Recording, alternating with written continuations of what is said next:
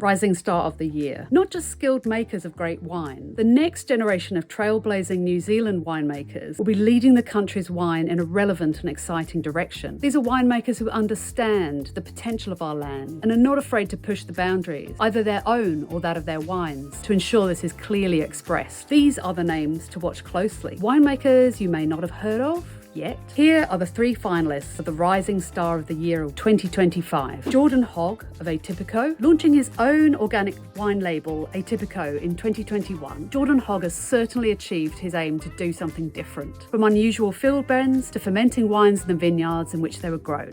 Keenan and Sharpe of 1,000 Gods. Recently relocating from France, Keenan and Sharpe of 1,000 Gods have demonstrated how natural wine can be fine wine. These include some of the most eloquent contemporary expressions of Marlborough Sauvignon Blanc.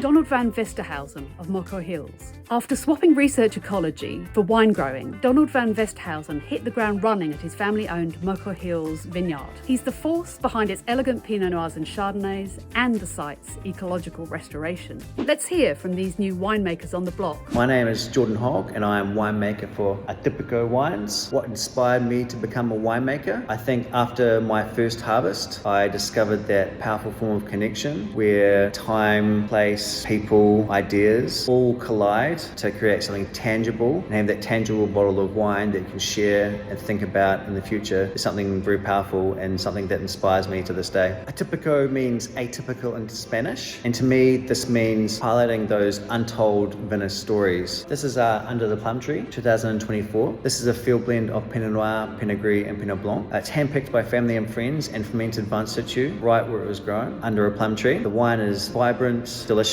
and I think it truly represents Atípico. I think that statement is quite humbling to be recognised in that way, but what comes to mind is thinking about the other people who I know of in the industry making wines in interesting and amazing ways, pushing boundaries, telling those stories, showing that things can be done in different ways. I love the diversity of people and wines that are coming out, and to be put in a category like that is really amazing. My name is Lauren. And I'm Simon. And we are 1,000 Gods Wine. I got into the wine industry quite young. I was 14 years old and I met Sarah Kate Deneen of Maud Wines. I started doing some after school work for Sarah Kate, sticking some export labels on some bottles.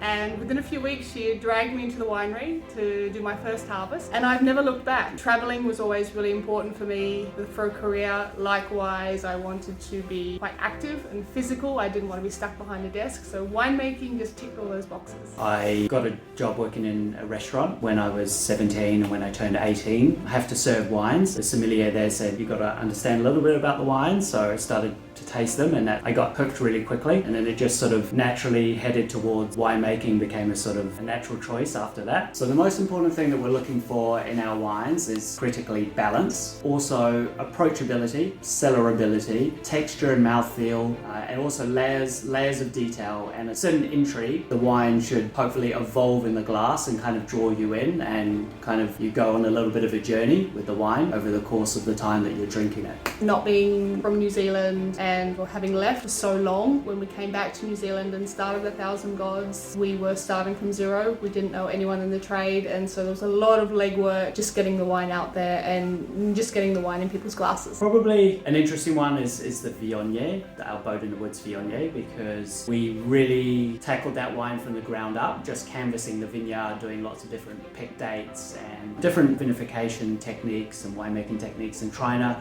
really understand the vineyard and what was the potential, especially as Viognier is a grape that's not really synonymous with Marlborough. We didn't know what the potential was and what really it could give. So it was really about exploring that potential and just trying to understand it, and we're really happy with the results. My name is Donald van der Westhuizen, the viticulturist and winemaker here at Moko Hills. What inspired me to become a vigneron is not only obviously the drinking of wine, the growing of grapes or a physical product from the land, but also the interdisciplinary and multifaceted approach of wine growing and wine production and selling. I would have to say from my perspective that wine is a subset of the overall ideal goal here. Wine is a great medium to be able to explore what makes a place such as this special. It is a great medium to be able to communicate why this place or what makes this place special, It also allows people to experience this place, whether they're sitting here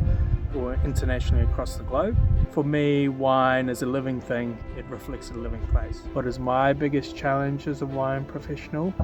It'll be two things: confidence and time. So the biggest challenge for me is finding enough time to be able to achieve what my dreams are, essentially. Also confidence that knowing what I'm doing, what I feel compelled to do, is the right thing to do. Is there a wine that truly represents me? Or I would have to say hopefully all of them in some way. Are any of them perfect? Definitely not. Will they ever be perfect? Hopefully not. Am I perfect? Definitely not.